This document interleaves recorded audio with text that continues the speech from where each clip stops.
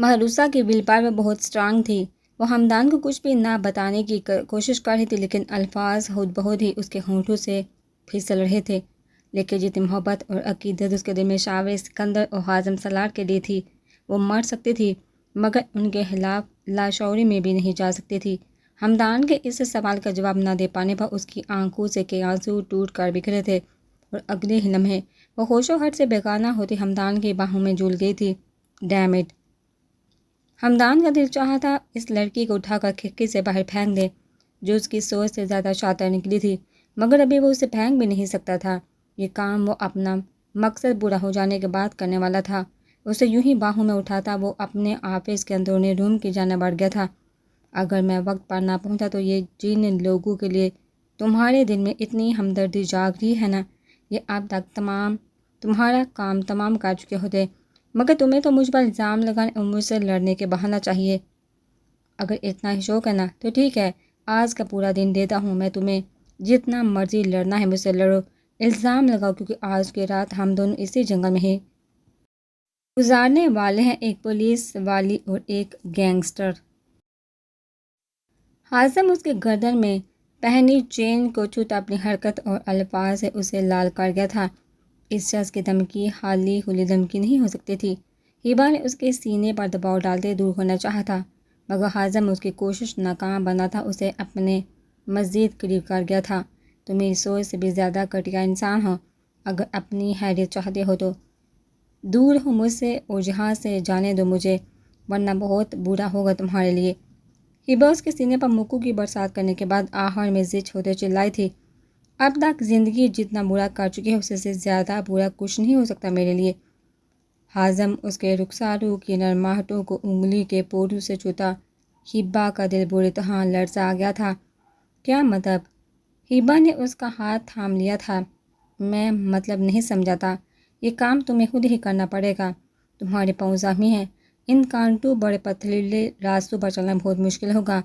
حازم اسے خود سے دور کرنے کو تیار نہیں تھا۔ Just stay away! تم سمجھتے کیا ہو؟ میری جان بچا کر یہ سب حرکتیں کرو گے اور میں تمہاری بات مان جاؤں گی؟ میں انہی پتھریلے راستوں پر چل کے یہاں تک آئی ہوں اور آگے بھی پہنچنے کا حوصلہ رکھتی ہوں۔ تم جیسے قاتل اور گناہوں میں دسے شخص پر تھوکنا بھی پسند نہیں کروں میں، ہبا کا ضبط جواب دے گیا تھا۔ وہ اسے خود سے دور دھکیلتی نفرت آمیز لہجے میں بولی تھی، اس بات سے انجان کہ اس کے الفاظ نوکیلے خنجر کی طرح کسی بے دردی سے مقابل کے سینے میں پیوست ہوئے تھے۔ حازم وہی کھڑا اسے خود سے دور جاتے دیکھ رہا تھا۔ ضبط کی شدت سے اس کا آنکھیں لال انگارہ ہو چکی تھی۔ اس لڑکی کے قریب آنے کے لیے اپنے دل کو منانے میں اسے نہ جانے کتنے سال لگ گئے تھے، مگر اس جگہ پر آ کر وہ کمزور پڑ جاتا تھا۔ وہ اپنے سینے پر گولیاں کھانے کا حوصلہ تو رکھتا تھا، مگر ایس پی ہبا امتصال کی آنکھوں میں اپنے لیے نفرت نہیں دیکھ سکتا تھا۔ یہ نفرت اس کی زندگی کی سب سے بڑی کمزوری تھی، جس سے لڑنے کی ہمت نہیں تھی اس میں۔ حازم اس کے پیچھے جانے کے بجائے وہیں کچھ فاصلے پر لگے گھاس پر پتھر سے ٹیک لگاتا نیم دراز ہو چکا تھا۔ اس کی بھینچی مٹھیاں بتا رہی تھی کہ اس وقت وہ کس قدر اذیت میں ہے۔ کن پٹی کے رگیں باہر کو نکل آئی تھی، دانتوں پر دانت چڑھائے وہ اضطراب کی کیفیت میں مسلسل ٹانگ ہلا رہا تھا۔ جب قریب آتی قدموں کی چاہ پر وہ اپنی جگہ ساکت ہوا تھا۔ ہبا ارد گرد کا سارا ایریا چھان آئے تھے، مگر اسے کہیں سے بھی باہر نکلنے کا راستہ دکھائی نہیں دیا تھا۔ وہ اگر پوری رات بھی کوشش کرتی رہتی تو یہاں سے نہ نکل پاتی۔ وہ جانتی تھی یہ ایک شخص اسے یہاں سے باہر نکال سکتا تھا، اسی لیے ناچار اسے واپس آنا پڑا تھا۔ مگر حازم کے پاس پہنچے اس کی آنکھیں خوف سے پھیل گئی تھی۔ حازم بے سدھ پڑا ہوا تھا، جبکہ اسے دائیں جانب سال کے پاس ایک سیاہ رنگا چوڑا سا سانپ اپنے پانکھ پھیلائے کھڑا تھا، جسے دیکھ کر وہ نہیں سمجھ پائی تھی کہ سانپ اسے کاٹ چکا ہے یا نہیں، مگر وہ اس شخص کو کسی قیمت پر مرنے نہیں دینا چاہتی تھی، ورنہ یہاں سے نکل پانا اس کے لیے ناممکن ہو جاتا۔ ہبا آگے بڑھی تھی، وہ حازم کے قریب آتے اس کی داہنی پاکر سے پسٹل نکالتے اس سانپ کے عین سر پر نشانہ باندھے اسے ایک ہی بار میں مار گرایا تھا۔ درختوں کے قریب سے ایک موٹی سی اسٹک نکال کر سانپ کو دور پھینکتے وہ واپس حازم کے قریب آئی تھی۔ یہ تو گولی کی آواز پر بھی ایسے ہی پڑا رہا ہے، کہیں اسے سانپ کے کاٹنے مار تو نہیں گیا؟ اگر ایسا ہو گیا تو میں کیا کروں گی، واپس کیسے جاؤں گی؟ ہبا پریشانی کے عالم میں اس کے قریب بڑھ کر بڑبڑاتی۔ حازم کے ہونٹوں پر ابر کر معدوم ہوتی تلخی بڑی مسکراہٹ نہیں دیکھ پائی تھی۔ सांप ने पता नहीं कहाँ काटा होगा। अगर जहर पूरी बॉडी में फैल गया तो। हिबा ने मजीद करीब होते उसके हाथ को पकड़ कर देखते उसके ट्राउज़र के बाजू को पीछे किया था, मगर उसके बाजू पर ऐसा कोई निशान नहीं था। देखो, आंखें खोलो, तुम्हें क्या हुआ है? प्लीज़ आंखें खोलो। हिबा उसे मुसलसल हिला रही थी। न जाने कि उसका दिल पूरी तरह से बेचैन हो उठा था। उसने ये फील्ड ज्वाइन करने के बाद अब तक बहुत से लोगों को मरते देखा था, मगर इस हटे कटे सेमंद इंसान को जो बेसुध पड़े देखने उससे बर्दाश्त नहीं हो पाया था। उसकी नब्ज़ चल रही थी, मगर वो उठ नहीं रहा था। अचानक किसी ख्याल के तहत हिबा ने उसके नकाब से ढके चेहरे की जानब देखा था। इतनी मुलाकातों के बावजूद उसने इस शख्स का चेहरा नहीं देखा था। वो उसके मज़ीद करीब होती उसके चेहरे पर लिपटा स्याह स्कार्फ हटाने के लिए हाथ बढ़ा चुकी थी, मगर इससे पहले कि वो ऐसा कर पाती, हाज़म उसकी कमर में बाजू हमाल कर उसे अपने ऊपर खींच चुका था। हिबा जो तकरीबन उसके ऊपर ही झुकी हुई थी, सीधी उसके कसरती सीने पर आन गिरी थी। व्हाट द हेल, ये क्या बदतमीज़ी है? हिबा ने उसके सीने से उड़ना चाहता, मगर हाज़म उस बिन पानी की तरह तड़पते मछली को पूरी ताकत लगाकर काबू करता मुस्कुराती निगाहों से उससे देखने लगा था। तुम तो मुझसे भी ज़्यादा संग दिल और बेरहम निकली। मेरे मरने की परवाह नहीं है, मगर मेरा चेहरा देखना ज़्यादा ज़रूरी है। हाज़म अपने सीने से लगी उस होनहार जंगली बिल्ली को देखता मुस्कुराती आवाज़ में बोला था। आहिस्ता आहिस्ता अंधेरा चारों ओर फैल रहा था, जिसे देख हाज़म जितना रिलैक्स था, हिब्बा की उतनी ही जान निकली जा रही थी। उसे खुद पर जी बढ़कर गुस्सा था, भला वो ऐसे ही बिना किसी हथियार के घर से क्यों निकल आई थी? तुम जैसे लोगों के लिए ये बात आम होगी, मगर मेरे लिए नहीं। दूर हो मुझसे, तुम जैसे बद किरदार मर्दों को बहुत अच्छे से समझती हूँ मैं, जो इन्हीं मौक़ों की तलाश। हिब्बा के बाकी अल्फाज मुंह में रह गए थे जब हाज़म ने करवट बदलते उसके दोनों कलाई अपने मजबूत ग्रिप में जकड़ते उसकी कमर गाह से टिकाते उसे पूरी तरह बेबस किया था।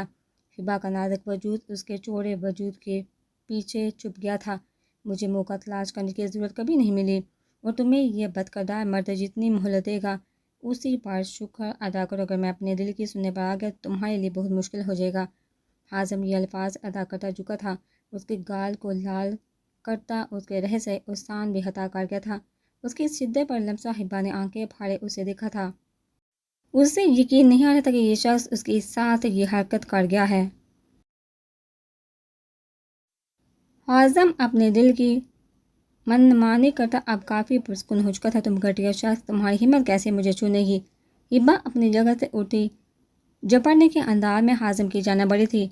उसे अभी तक अपना दायां गाल जलता हुआ महसूस हुआ था। हिब्बा ने उसके मुंह पर थप्पड़ मारना चाहा था, जिसे हाज़म हवा में ही थाम चुका था।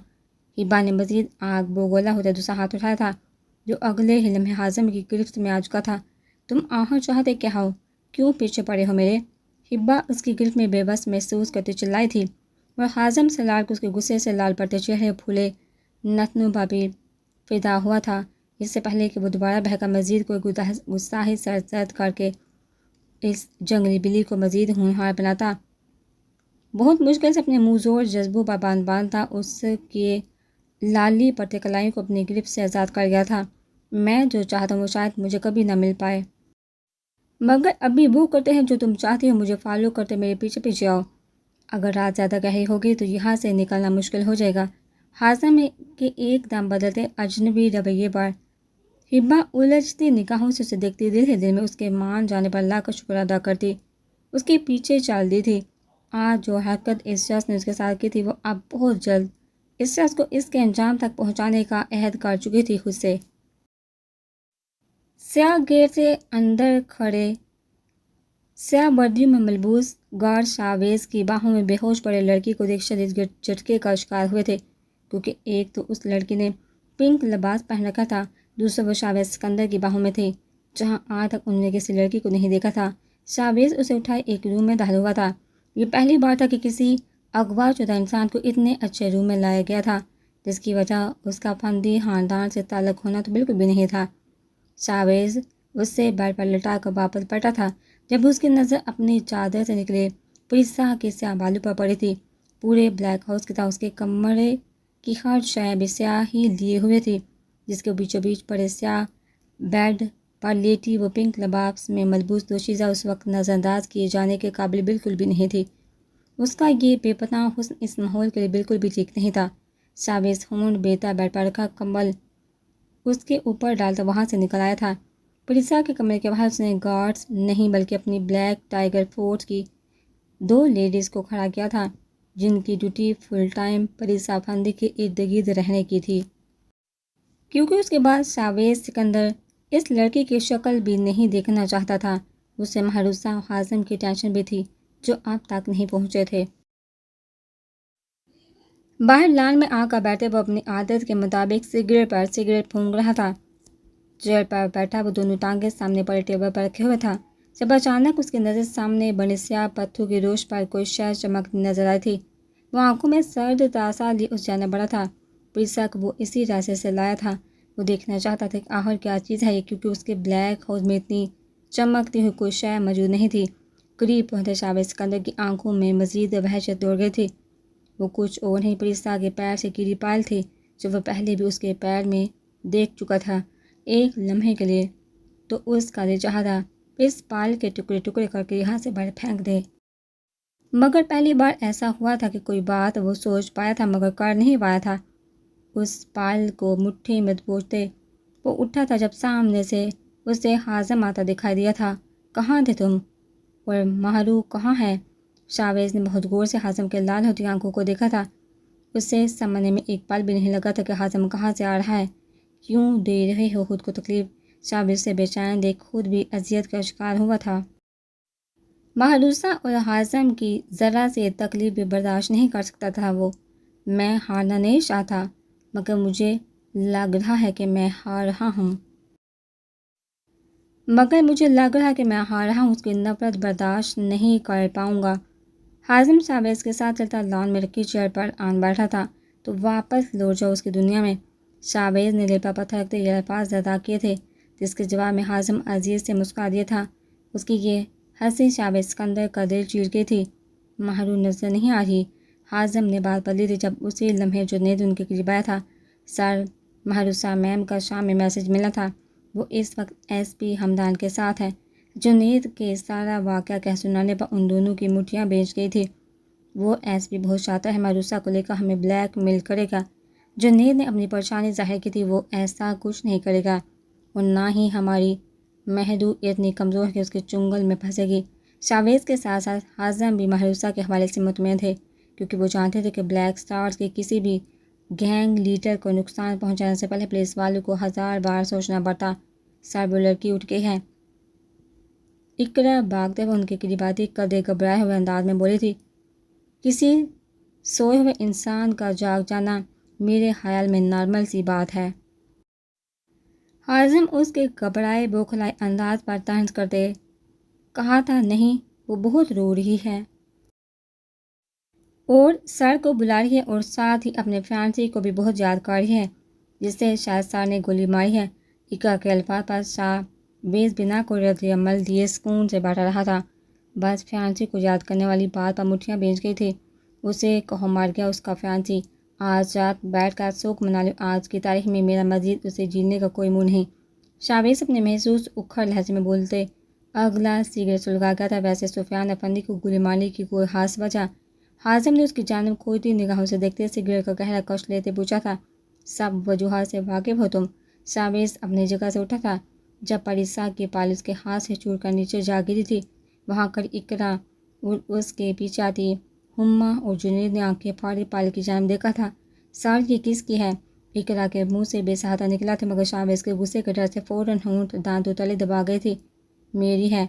हाजिम की नज़र पड़ने से पहले शावेज झुका पाल उठा था, उन तीनों को सवालिया निगाहों से घूरते हुए बोला, जिस पर वो दोनों ही गड़बड़ा गए थे, जबकि हाजिम नासमझी से उनकी जानिब देख रहा था। शावेज की मुट्ठी में दबी पाल वो नहीं देख पाया था। सर, आप ये पहनते हैं? शावेज ने आज तक उनसे कभी कोई मजाक नहीं किया था, इसलिए वो सब मुंह और आंखें फाड़ शावेज को घूरे थे। हाँ, मैं पहनता हूँ, कोई प्रॉब्लम है क्या? शावेज के बाप उन सब ने एक साथ नफे में सहलाया था, जिस पर शावेज उन सब को आंखें दिखाता वहाँ से हट गया था। सर, ये किसकी है? इकरा के मुंह से बेसाता निकला था, मगर शावेज के गुस्से के डर से फ़ौरन होंठ दांतों तले दबा गई थी। मेरी है। हाजिम की नज़र पड़ने से पहले शावेज झुका पाल उठा था, उन तीनों को सवालिया निगाहों से घूरता हुआ बोला, जिस पर वो तीनों ही गड़बड़ा गए थे, जबकि हाजिम नासमझी से उनकी जानिब देख रहा था। شاویز کی مٹھی میں دبی پال وہ نہیں دیکھ پایا تھا۔ سر آپ یہ پہنتے؟ شاویز نے آج تک ان سے کبھی کوئی مذاق نہیں کیا تھا، اس لیے وہ سب منہ اور آنکھیں پائے شاویز کو گھور رہے تھے۔ ہاں میں پہنتا ہوں، کوئی پرابلم ہے کیا؟ شاویز کی باپا انصاف نے ایک ساتھ نوے میں سہلایا تھا، جس پر شاویز انصاف کو آنکھیں دکھاتا وہاں سے ہٹ گیا تھا۔ وہ تیز قدموں سے اپنے روم کی جنگل بڑھا تھا جب اس کے کانوں میں نسوانی سی کی آواز گونجی تھی۔ قدم وہی منجمد ہوتے، چہرے پر کرہتگی بکھیر گئے تھے۔ شاویز مٹھیاں باندھے اس روم کی جانب بڑھتا تھا جہاں وہ محترمہ زور و شور سے رونے میں مصروف تھی۔ اسے رونے والے لوگوں سے تحقیر تھی، آنسو بہاتے لوگ اسے بہت برے لگتے تھے، اور اس لڑکی کی تو ویسے بھی اسے کوئی پسند بات نہیں تھی۔ شاویز کی باری بوٹو کی چاہ پر پری نے سہم کا چہرہ اوپر اٹھایا تھا۔ دروازے کے بیچوں بیچ کھڑے شاویز کے اندر کو دیکھ اس کی سسکیوں کو خود بہت ہی بیک لگ گئی تھی، مگر کوشش کے باوجود آنکھوں سے امڑ آنے والا سیلاب نہیں روک پائی تھی۔ وہ کس کا ماتم منا رہی تھی؟ کس بات کا ماتم منا رہی؟ تم ابھی مرا نہیں ہے تمہارا وہ فیانسی، ابھی میں نے اسے کچھ وقت کی مہلت دی ہے، یہ رونے دھونے کا ڈرامہ تب کرنا جب میری چلائی گولی اس کے سینے کے آر پار ہو جائے۔ شاویز کے دھمکی میں انداز پر دیوار کے سہارے اس سے سہمی کھڑی پریسا نے اپنی گول گول آنکھیں مزید چھوٹی کرتے اسے گھورنے کی ناکام کوشش کی تھی۔ انہوں نے کیا بگاڑا ہے آپ کا؟ کیوں ایسے ہی بے قصور لوگوں کی جان لیتے پھرتے ہیں آپ؟ خدا کا ذرا خوف نہیں آپ کو؟ پریسا اس کی یہ اکڑ اور مغرورانہ انداز میں دی جانے والی دھمکی برداشت نہیں کر پائی تھی۔ سفیان اور باقی گھر والوں نے بچپن سے لے کر اب تک اسے بہت پیار دیا تھا، وہ بھلا پھر کیسے ان کے بارے میں کچھ غلط سن پاتی جو اس کے لیے سب کچھ تھے؟ مگر وہی شاویز سکندر کو اس کے یہ الفاظ اور انداز ہضم نہیں ہو پایا تھا۔ اس نے لال ہری وحشت ناک آنکھوں سے پریسا کو گھورتے اس کی جانب قدم بڑھائے تھے، اسے اپنے قریب آتا تھا۔ پریسا کے خوف کے مارے جان آدھی ہوئی تھی، آج تک کسی میں اتنی جرأت نہیں ہوئی کہ وہ شاویز سکندر کا کچھ بگاڑ سکے، اور نہ ہی میرے سامنے کوئی الفاظ ادا کرنے کی ہمت کر پایا ہے۔ میں تمہیں لاسٹ وارننگ دے رہا ہوں، آئندہ میرے سامنے ایسی بکواس کی تو دوبارہ کچھ بھی بولنے کے قابل نہیں چھوڑوں گا۔ شاویز اس کے قریب آتا انگلی اٹھا کر اسے وارن کرتے بولا۔ پریسا نے ہینی سی خوفزدہ آنکھیں اس کے چہرے پر گاڑی رکھی تھی۔ یہ شخص جتنی خوفناک آنکھیں نکال کر دیکھنے والوں کی جان نکال دیتا ہے، بظاہر اسے کہیں زیادہ بہترین پرسنالٹی کا مالک تھا۔ پریسا نے ہر وقت اسے سیاہ لباس میں ہی دیکھا تھا، اس وقت بھی وہ سیاہ شلوار قمیض میں ملبوس، سلیوز کو کوہنیوں تک پھوڑ کے اپنی روب دار پرسنالٹی کے ساتھ اس وقت ماحول پر پوری طرح چھایا محسوس ہو رہا تھا۔ کثرتی مضبوط شانے، چوڑا سینہ، کشادہ پیشانی پر چھائی رہنے والی ان گنت سلبٹیں، بینچے جبڑے اور کن پٹی گبری رگیں، پریسا نے اس شخص کو ہر وقت اسے سردارتے ہی دیکھا تھا۔ شاید اس شخص کو نرمی سے بات کرنا یا ہنسنا مسکرانا آتا ہی نہیں تھا۔ مجھے اغوا کیوں کیا؟ پریسا کو بے احتیاط اس کی گھورتی آنکھوں سے گھبراہٹ ہوئی تھی۔ کسی کو سبق سکھانے کے لیے شاویز سگریٹ سلگاتے پلٹا تھا تو انہیں اغوا کرنے کی ہمت نہیں تھی جو ایک کمزور لڑکی پر ہاتھ ڈالا۔ پریسا اسے جتنا خوف کھاتی تھی زبان بھی اسی سے چلاتی تھی۔ کمزور تو تم خود کو کمزور سمجھتی ہو؟ شاویز اس کا مذاق بناتے طنز کر گیا تھا۔ ان لوگوں کو بھی ان کے انجام تک بہت جلدی پہنچاؤں گا تمہاری آنکھوں کے سامنے۔ شاویز اس کی جانب آگ اگلتی نگاہوں سے دیکھتا باہر کی جانب بڑھا تھا۔ مجھے کھانا کھانا ہے۔ پریسا سے بھوک برداشت کرنا ناممکن سی بات تھی۔ شاویز کو باہر جاتا دیکھ جلدی سے بول اٹھی تھی۔ اس کی فرمائش پر شاویز نے پلٹ کر اسے جن نگاہوں سے گھورا تھا وہ سہم کر نگاہیں جھکا گئی تھی۔ پنک کلر کی خوبصورت ڈریس کا دوپٹہ شانوں پر پھیلائے، کیچٹ سے جھانکتے گلابی گالوں سے ٹکراتے بالوں کو بار بار کان کے پیچھے کرتے ہوئے نازک سے دوشیزہ بلیک بیس کا ضبط بری طرح سے آزما رہی تھی، جو اپنے مزاج کے خلاف کسی کی بات سننا تک پسند نہیں کرتا تھا۔ وہ نہ جانے کہ اس لڑکی کے اوٹ پٹانگ سوالوں کے جواب دیے جا رہا تھا۔ شاویز کو اپنے اس بنگلے میں بلیک کلر کے علاوہ کوئی کلر پسند نہیں تھا، مگر یہ لڑکی بڑے درلے سے یہ لباس پہنے ہوئے تھی۔ وہ سامنے بڑا تو ہے، کھا لو، شاویز کہتے ہی واپس پلٹ گیا تھا۔ نہیں، یہ بہت اسپائسی ہے، ایک نمالے سے ہی میرا منہ جلنے لگ گیا تھا۔ مجھے یہ کھانا نہیں کھانا، کوئی اور بنوا کر دے۔ پریسا کی فرمائش پر شاویز کا خون کھول اٹھا تھا۔ یہ شخص جتنا اسے خود سے ڈرانے، خود سے بازیافت کرنے کی کوشش کرتا تھا، وہ اتنا اس کے ساتھ کمفرٹیبل ہو رہی تھی۔ دیکھو لڑکی، یہ نہ ہو تمہارا فنڈی مینشن ہے، دیکھو لڑکی، یہ نہ تو تمہارا فنڈی مینشن ہے، نہ ہی کوئی 5 اسٹار ہوٹل، اس لیے جو دیا ہے وہ چپ کر کے کھا لو یا پھر ایسے ہو۔ شاویز نے اپنے محسوس سرد و بے لچک انداز میں کہتے اسے خاموش کروا دیا تھا، مگر ابھی اس کی بات ختم ہوئی ہی نہیں تھی۔ کہ پریسا آنسو بہاتی وہیں زمین پر بیٹھی چلی گئی تھی۔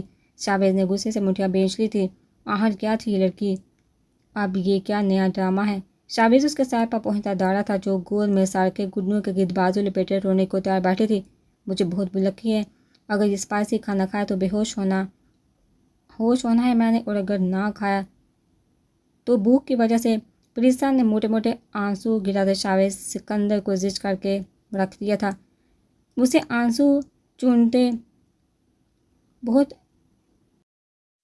آنسو جتنے برے لگتے تھے، یہ لڑکی اتنا ہی آنسو بہانے کی شوقین تھی۔ خیر بے ہوش تو تم بغیر کسی ریزن کے ہو سکتی ہو، کہ بتانے والی کوئی بات نہیں۔ وہ اس پر ایک ہونہار نگاہ ڈالتا وہاں سے نکل گیا تھا۔ جبکہ اس کے جاتے ہی پریسا کے چہرے پر شرارتی مسکراہٹ بکھر گئی تھی۔ اس جیسی ذہین لڑکی چند ہی ملاقاتوں میں اتنا تو سمجھ گئی تھی کہ شخص اسے مارنا تو نہیں چاہتا تھا، اور یہ اگر کسی چیز سے ڈرتا تھا تو وہ ایموشنز ہے۔ اسے اگر کسی بات سے کمزور کیا جا سکتا تھا تو وہ تھے جذبات اور احساسات۔ غصہ کرنے سے یہ شخص ڈبل غصہ کرتا تھا، مگر رونے دھونے سے وہ اور زیادہ چڑھتا تھا، اور یہی بات پریسا کو مزہ دے گئی تھی۔ وہ اب اس سے اتنا زچ کرنے والی تھی کہ وہ خود ہی اس سے جان چھڑوانے کے لیے اسے واپس چھوڑ آتا۔ شاویز کے جاتے ہی وہ آنسو صاف کرتی صوفے پر جا کر بیٹھ گئی تھی جس شاہانہ انداز میں اسے وہاں رکھا گیا تھا۔ کسی اغوا شدہ انسان کو ایسا کبھی نہیں رکھا گیا تھا۔ غنڈہ موالی کہیں کا، بڑا آیا دمکانے والا، اب تگنی کا ناچ نہ نچا دیا تو میرا نام بھی پریسا پھندی نہیں۔ پریسا شاویز سکندر کا لال چہرہ یاد کرتی مزے سے بولی تھی۔ مہروسہ نے دکھتے سر کے ساتھ بامشکل آنکھیں کھولتے نیم تاریک کمرے کی جانب دیکھا تھا۔ درمیانی سائز کا کمرہ جہاں صرف ضرورت کا سامان ہی موجود تھا، کہ بیچوں بیچ رکھے بیڈ پر وہ کمبل میں لپٹی سو رہی تھی۔ اس کے علاوہ کمرے میں کوئی بھی موجود نہیں تھا۔ وہ اپنے اوپر سے کمبل ہٹاتی ایک جھٹکے سے بیڈ سے اترتی دروازے کی جانب بڑھی تھی۔ اس کا حلیہ ابھی بھی بالکل ویسا ہی تھا جیسا بے ہوش ہونے سے پہلے تھا، مگر نیم تاریک کمرے میں وہ یہ اندازہ نہیں لگا پائی تھی کہ باہر اس وقت کیا ٹائم ہے، مگر روم کا دروازہ کھول کر باہر نکلتے اس کے 14 دباغ روشن ہو گئے تھے۔ وہ اتنے ٹائم تک بے ہوش رہی تھی، باہر دن پوری طرح سے نکل آیا تھا۔ میں اتنا ٹائم کیسے سوتی رہی، اور کل رات اچانک مجھے کیا ہوا تھا؟ میں کہاں ہوں اس وقت؟ مہروسہ کا دماغ بالکل موف ہو چکا تھا۔ کل وہ ہمدان کے ساتھ ہی، اور اب یہاں ہاں کہیں انہیں مجھ پر شک تو نہیں ہو گیا؟ رات کو ہوا کیا تھا؟ مجھے کچھ یاد کیوں نہیں آ رہا؟ لیکن اگر ایس پی صاحب کو مجھ پر ذرا سا بھی شک پڑتا تو میں اس وقت اس شاہانہ فلیٹ میں نہیں ان کے لاکر میں کھڑے ہوتے۔ مہروسہ ارد گرد کا جائزہ لیتے وہاں کسی ذی رخ کی متلاشی تھی، جب اچانک اس کی سماعتوں میں کسی کی قدموں کی آہٹ سنائی دی تھی۔ وہ جھٹکے سے پیچھے بیٹھی تھی جہاں ایک پولیس یونیفارم میں ملبوس لیڈی نظر آئی تھی۔ اسے میڈم آپ اٹھ گئی، آپ کی طبیعت ٹھیک ہے؟ آپ کل رات اچانک بے ہوش ہو گئی تھی۔ آپ کا کوئی ایڈریس وغیرہ بھی نہیں تھا ہمارے پاس، تو سر آپ کو یہاں لے آئے۔ آپ کی تنہائی کے خیال سے انہوں نے مجھے بھی بلوا لیا تھا۔ میں کل رات سے یہاں موجود ہمدان کے ساتھ پوری رات اکیلے ہونے کے خیال سے۔ مہروسہ کا رنگ پھک پڑا تھا، جسے دیکھتے اس پولیس لیڈی نے فوراً وضاحت دی تھی۔ بہت شکریہ، مگر اب مجھے جانا ہے، میرے گھر والے پریشان ہو رہے ہوں گے۔ مہروسہ فوراً بیٹھی تھی۔ آئی ایم سوری میم، مگر سر کی اجازت کے بغیر آپ نہیں جا سکتی۔ وہ جیسے ہی اٹھے آپ ان سے پوچھ کر چلی جائیے گا۔ وہ پولیس والی نہایت دھیمے لہجے میں بولتی۔ مہروسہ کے قدم وہی روک چکی تھی۔ ایس پی صاحب کب اٹھیں گے؟ مہروسہ دانت پیس کر بولی۔ وہ 4 بجے سوئے ہیں، 1-2 گھنٹے تک اٹھ جائیں گے۔ اتنی دیر میں میں آپ کے لیے ناشتہ بنوا دیتی ہوں۔ وہ مہروسہ کو اپنے محسوس نرم انداز میں جواب دیتی وہ اندر کی جانب بڑھ گئی تھی۔ میں کیا کروں، کیسے نکلوں یہاں سے؟ مہروسہ کو اپنے ارد گرد ہتھیلی کی گھنٹیاں بجتی ہوئی محسوس ہو رہی تھی۔ وہ جلدی سے آس پاس دیکھتی باہر والے دروازے کی جانب بڑھی تھی، جس لاک دیکھ وہ مزید کوفت کا شکار ہوئی تھی۔ اب یہ کیز کہاں ہوں گے؟ مہروسہ واپس پلٹتی جلدی سے ڈرائنگ روم میں دیکھنے لگی تھی۔ ڈرائنگ کے ساتھ اس نے ارد گرد کے سارے کمرے چھان مارے تھے، مگر کیز کہیں نہیں ملی تھی۔ اب صرف ایک ہمدان کا روم بچا تھا جہاں اس پولیس والے نے اس کے سوئے ہونے کا بتایا تھا۔ مہروسہ وہاں کسی قیمت پر نہیں جانا چاہتی تھی، مگر اس کے سوا کوئی چارہ بھی نہیں تھا۔ اس کے بعد گہری سانس ہوا میں خارج کرتے وہ دھیرے سے دروازہ دھکیلتی اندر داخل ہوئی تھی۔ 0 پاور بلب کی روشنی پورے کمرے میں پھیلی ہوئی تھی۔ بیڈ پر سوئے ہمدان کو دیکھ اس کا دل زور سے دھڑکا تھا۔ اگر وہ جاگ جاتا تو؟ یہ سوچ کر مہروسہ نے جھرجھری سی لی تھی۔ اس وقت یہاں سے نکلنا اس کے لیے سب سے زیادہ ضروری تھا۔ وہ دبے پیر چلتے حمدان کے بیڈ کے قریب آئی تھی۔ وہ بنا شرٹ کے اونڈے منہ سویا تکیہ سینے سے لپیٹے گہری نیند میں تھا۔ اس کی جانب ایک نظر دیکھ کر ہی محروسہ لال ہوئی تھی۔ فون پر اس کے سامنے وہ جتنی دلیری اور بے باکی کا مظاہرہ کرتی تھی، سوا اس کے ساتھ ایک ہی کمرے میں تنہائی کے خیال سے ہی اس کے پورے وجود میں لرزش شروع ہو گئی تھی۔ دور دور تک اس سے کہیں بھی ٹیبل پر اور آس پاس کی اس کا نام نشان تک نظر نہیں آیا تھا۔ اب میں کیا کروں گی؟ یا اللہ جی پلیز مدد کر دیں۔ محروسہ دل ہی دل میں اپنے رب کو یاد کرتے واپس پلٹ رہی تھی جب اس کی نظر حمدان کی تکیے کے نیچے سے ذرا سی دکھائی دیتی چابے پر پڑی تھی۔ اس کا چہرہ لمحے بار کے لیے کھل اٹھا تھا، مگر اس پہ حمدان کے قریب جانا محروسہ کے لیے کسی امتحان سے کم نہیں تھا۔ اس شخص کی خوشبو اس کی کمزوری تھی۔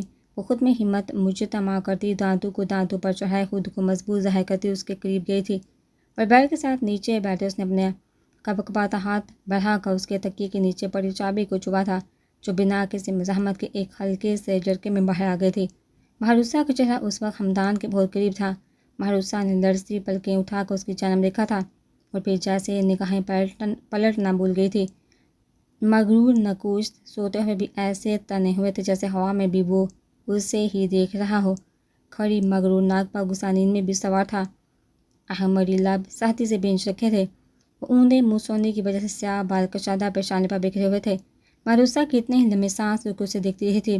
یہاں سے اٹھنے کا اس کا بالکل بھی دل نہیں چاہا تھا، مگر اس شخص کے قریب اس کے لیے کوئی جگہ نہیں تھی۔ آنکھوں میں امڑ آتی نمی کو پیچھے دھکیلتے وہ جلدی سے اس کے قریب سے اٹھتے روم سے باہر نکلتی چلی گئی تھی۔ اس کے جاتے ہی حمدان نے آنکھیں کھولتے زہرہند نگاہوں سے دروازے کی جانب دیکھا تھا، جہاں سے ابھی کچھ دیر پہلے نکلی تھی۔ اس بات سے انجان کہ یہ چیز اس نے خود نہیں ڈھونڈی تھی، بلکہ اس پہ حمدان نے جان بوجھ کر اس کے سامنے پیش کی تھی۔ بہت شاطر بنتے ہو نا تم لوگ، اب میں تم لوگوں کے ساتھ تمہارے انداز میں ہی کھیلوں گا۔ اس بار میرے بار سے بچ نکلنا ناممکن ہوگا۔ تم لوگوں کے لیے محبت کرتی ہو نا تم مجھ سے، اسی محبت کو تمہاری زندگی کا سب سے بڑا پچھتاوا بنا دوں گا میں۔ حمدان بیڈ سے اٹھا کھڑکی میں آن کھڑا ہوا تھا، جہاں وہ اسے تیز تیز قدموں سے روڈ کی جانب جاتی نظر آئی تھی۔ ہیبا بہت خراب موڈ کے ساتھ گھر میں داخل ہوئی تھی۔ کل سے وہ ایسے ہی چڑچڑی ہوئی پڑی تھی۔ اس بلیک اسٹار کو پکڑنے میں ناکامی اور اس سے ہونے والی ٹکراؤ نے اسے اچھا خاصا تپایا ہوا تھا، مگر آج وہ اپنی ایک خفیہ ٹیم تیار کر چکی تھی، جو اب ہاضم کے اس کے قریب آتے ہی اسے گرفتار کرنے کے لیے فل ٹائم تیار تھی۔ اس ٹیم نے پوری طرح اس کے گھر کے اندر اور باہر پہرا دینا تھا۔ اب کی وہ اس شاطر انسان کو کسی قیمت پر بچ کر نکلنے نہیں دینا چاہتی تھی۔ گھر کے ڈرائنگ روم میں قدم رکھتے ہی اتنی ساری خواتین کو وہاں بیٹھا دیکھ وہ ٹھٹکی تھی۔ اس نے اپنی ماما کو عورتوں میں مصروف دیکھا، صبا کو اشارے سے قریب بلایا تھا۔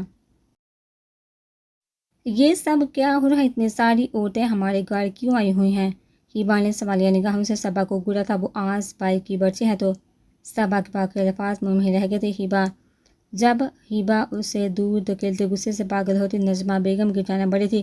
ماما کیا ہے یہ سب؟ آپ ایک زندہ شخص کی برسی کیسے کر سکتی ہیں؟ ہیبا پوری طرح روتی بنا وہاں بیٹھی عورتوں کا لحاظ کیے چلائی تھی۔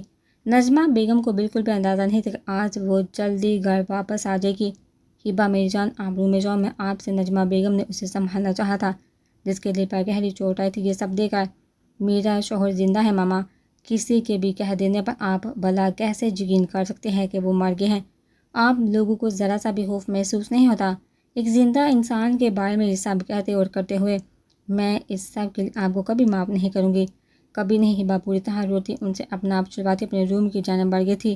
ہیبا میری جان آپ روم میں جاؤ، میں آپ سے، نجمہ بیگم نے اسے سنبھالنا چاہا تھا، جس کے دل میں گہری چوٹ آئی تھی یہ سب دیکھ کر۔ میرا شوہر زندہ ہے ماما، کسی کے بھی کہہ دینے پر آپ بھلا کیسے یقین کر سکتی کہ وہ مر گئے ہیں؟ آپ لوگوں کو ذرا سا بھی خوف محسوس نہیں ہوتا؟ ایک زندہ انسان کے بارے میں یہ سب کہتے اور کرتے ہوئے میں اس سب کے لیے آپ کو کبھی معاف نہیں کروں گی، کبھی نہیں۔ ہیبا پوری طرح روتی ان سے اپنا آپ چھڑواتی اپنے روم کی جانب بڑھ گئی تھی۔ کسی کو معاف نہیں کروں گی، آپ کو بھی نہیں۔ ہیبا پوری طرح روتی سسکتی اپنے روم کا دروازہ اندر سے لا کر گئی تھی۔ بیڈ روم کی ساری چیزوں کو تہس نہس کر کے بھی اسے سکون نہیں ملا تھا۔ کیوں میری زندگی میں ہی یہ درد لکھا گیا ہے؟ کیوں مجھے یہ جدائی کا عذاب سہنا پڑ رہا ہے؟ کیوں واپس نہیں آ جاتے آپ میرے پاس؟ ہیبا ہچکیوں سے روتی فریاد کرتی اپنی الماری کے سیف کی جانب بڑھی تھی۔ جہاں اس نے اپنی زندگی کی سب سے قیمتی شے محفوظ کر رکھی تھی۔ پرپل کلر کے معمولی باکس سے ایک تصویر اور ریڈ لہنگے میں ملبوس ایک چھوٹی سی خوبصورت گڑیا کو باہر نکال کر سینے سے لگاتے وہ وہیں الماری سے ٹیک لگاتی نیچے بیٹھتی چلی گئی تھی۔ پلیز واپس آ جائیے، پلیز، میرے پاس لوٹ آئیے، نہیں رہ سکتی آپ کے بغیر۔ ہبا کو اسی طرح ایک ہی جگہ پر بیٹھ کر روتے نہ جانے کتنے گھنٹے گزر چکے تھے۔ نجمہ بیگم حسبہ دروازہ ناک کرتے کرتے تھک ہار کر واپس لوٹ گئی تھی۔ ایک ہی جگہ اتنی دیر بیٹھنے کی وجہ سے اس کا پورا جسم سن ہو چکا تھا۔ بھیگی آنکھوں کے ساتھ وہ غنودگی میں جا رہی جب اسے اپنے آس پاس وہی انجانی جانی پہچانی خوشبو محسوس ہوئی تھی جس کو صدیوں بعد بھی وہ بھلا نہیں پائی تھی۔ کچھ لمحوں بعد اسے ایک مہربان لمس اپنے کندھوں اور بالوں میں محسوس ہوا تھا۔ بنا آنکھیں کھولے بھی وہ اس لمس اور اس شخص کی دل فریب مہکتی قربت کو پہچان گئی تھی۔ اس نے آنکھیں کھولنی چاہی تھی، وہ اپنے محبوب ترین شخص کا چہرہ دیکھنا چاہتی تھی، مگر اس شخص نے اس کی آنکھوں پر اپنی مضبوط ہتھیلی جماتے ایسا کرنے سے روک دیا تھا۔ میں کبھی کہیں دور گیا ہی نہیں تھا میری زندگی، ہمیشہ سے تمہارے ساتھ، تمہارے بہت پاس رہا ہوں، تم نے پہچاننے کی کوشش ہی نہیں کی۔ اسے باہوں میں اٹھا کر بیڈ پر لٹاتے اس کے کان میں سرگوشی بڑے انداز میں بولتا اسے اپنے ساتھ باندھنے لگا تھا۔ وہ مسمرائے سی آنکھیں موندے اسے سن رہی تھی، اسے اپنے بے حد قریب محسوس کر رہی تھی، جو اس کے قریب نیم دراز اس کے بالوں میں انگلیاں پھیرتا اسے پوری طرح اپنے سحر میں جکڑ گیا تھا۔ ہبا آنکھیں کھولنا چاہتی تھی، اسے ہمیشہ کے لیے اپنے پاس روک لینا چاہتی تھی، مگر اس وقت کچھ بھی اس کے اختیار میں نہیں رہا تھا۔ نیند کی وادیوں میں اترتے اس نے اپنے ماتھے پر شدت بڑا لمس محسوس کیا تھا، جس کے بعد وہ پوری طرح غنودگی میں جا چکی تھی۔ تم ٹھیک ہو؟ شاہباز نے لان میں بیٹھے حازم اور محروسہ کے قریب آتے محروسہ کو مخاطب کیا تھا۔ واٹ ربش، ایسا کبھی نہیں ہو سکتا، میرے نزدیک یہ محبت فضولیات سے زیادہ کچھ بھی نہیں۔ شاہباز نے ان کی باتوں کی سختی سے تردید کر دی تھی جب اسی لمحے ایک ساتھ تینوں کی نظر سامنے والے دروازے پر چھپ چھپا کر نکلتی پریسا پر پڑی تھی، جو یہی سمجھ رہی تھی کہ اس وقت وہاں لان میں کوئی گارڈ موجود ہی نہیں اور وہ آرام سے بھاگ سکتی ہے، جبکہ وہ یہ نہیں جانتی تھی کہ ان گارڈز کو بلیک ٹائگر نے اپنی پرائیویسی کی خاطر ہٹایا تھا، اور اسی وقت وہ بلیک سٹارز کی آنکھوں کے سامنے ان کی بلیک ہاؤس سے فرار ہونے کی گستاخی کر رہی تھی۔ ویسے کافی کیوٹ ہے یہ لڑکی، محروسہ نے پریسا کو پودوں کی اوٹ میں ہو کر گارڈ سے چھپتے دیکھ مسکراتے کہا تھا، مگر شاہباز کی گوڑی پر اگلے ہی لمحے اس کی مسکراہٹ غائب ہوئی تھی۔